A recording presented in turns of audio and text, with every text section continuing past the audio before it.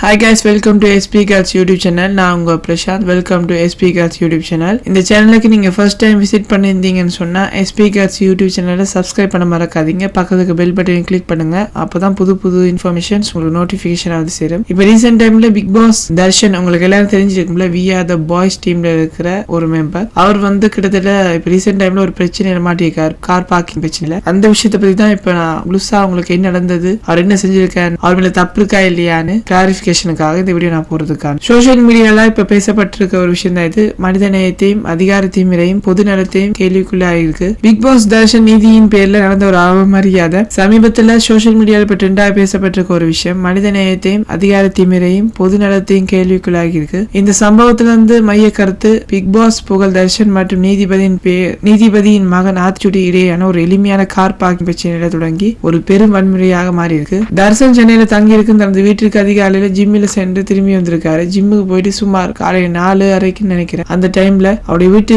வாசலுக்கு முன்னாடி யாரோ கார் பார்க் பண்ணியிருக்காங்க போல. அந்த வாகனம் அது வீட்டு வாசலை முழுமையாக பிளாக் பண்ணியிருந்தது. ஒரு பொது நபராக ரெஸ்பெக்டோட அந்த வாகனம் யாடி என்று தெரிஞ்சு கொள்ள தர்சனம் செஞ்சிருக்க அவருடைய தம்பியோட சேர்ந்து முழு கடையிலும் அங்க இருக்க பக்கத்து தெருவில் இருக்க அத்தனை கடையிலும் போய் விசாரிச்சிருக்காங்க. ஆனா யாரும் அந்த வாகனத்தை பற்றி எந்த இன்ஃபர்மேஷனும் இல்ல. இந்த நிலையில தான் அவங்க 20 நிமிஷம் வெயிட் பண்ணியிருக்காங்க போல. அதுக்கான சொல்யூஷனும் கிடைக்கல.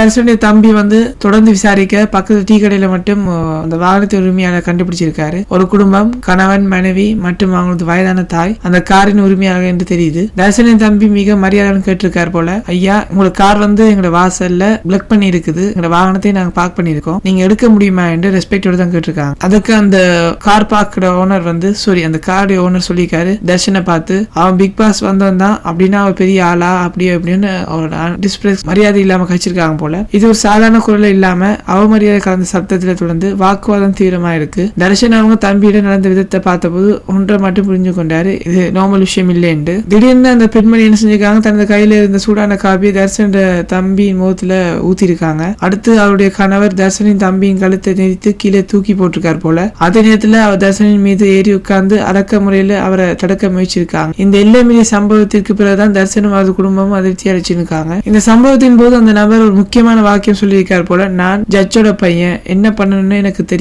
இந்த ஒரு வரி எந்த அளவுக்கு பொது மனிதனுக்கு பயத்தை ஏற்படுத்தும் என்பதை நன்கு விளக்குறது. பொது நலனில் பேசும் ஒருவரிடம் இந்த மாதிரி அதிகார பேச்சு ஜனநாயகத்தின் அடிப்படையிலே கேள்விக்குள்ளாயிருக்கு. தர்ஷன் இந்த சம்பவத்தை ஒரு போராட்டமா இல்ல சட்டப்பூர்வமாக கையாள முடிவு செஞ்சிருக்காரு போல. நேரடியாக காவல் நிலையத்துக்கு சென்று புகார் அளிச்சிருக்காரு. ஆனா அதுவரை அந்த குடும்பம் அங்கே நின்று தங்கள் கஷ்டங்களை எல்லாம் கூறி தர்ஷனின் குடும்பத்தை தாழ்த்தும் வார்த்தையில பேசி நெருக்கடி ஏற்படுத்தியிருக்காங்க. தொடர்ந்து போலீசாரும் வந்திருக்காங்க. ஆனா அதுக்கு பிறகு அந்த குடும்பம் தர்ஷனின் தம்பி மீது முற்றிலும் மாற்றுபடியான குற்றச்சாட்டுகளை ஏற்படுத்த முயற்சி செஞ்சிருக்காங்க. அத்துடன் அவங்க கூறியிருக்காங்க, நாங்க நெஞ்சு வலி காரணமாக ஹாஸ்பிட்டலுக்கு போறோம் என்று. அது உண்மையா இல்லையா, அவங்க முன்னால் செய்த தாங்களே தப்பு செஞ்சது வந்து கார் ஓனர் தான், பிறகு ஹார்ட் அட்டாக் சொல்லி போட்டு ஹாஸ்பிட்டலுக்கு போயிருக்காங்க போல. இது ஒரு டிராமா நல்லாவே தெரியுது எங்களுக்கு.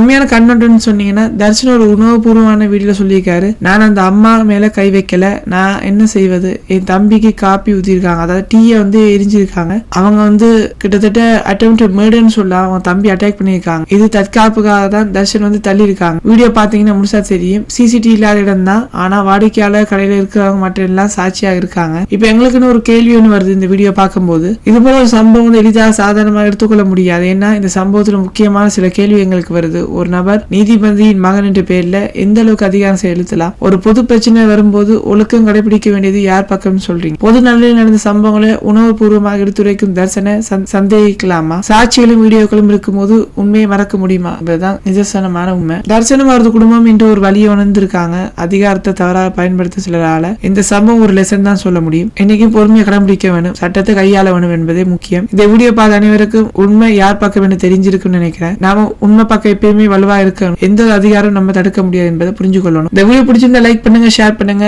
மறக்காம SP Girls யூடியூப் சேனலை சப்ஸ்கிரைப் பண்ண மறக்காதீங்க. அடுத்த வீடியோ சந்திக்கும் வரை உங்களிடமிருந்து விடைபெறுவது பிரசாந்த். பாய்.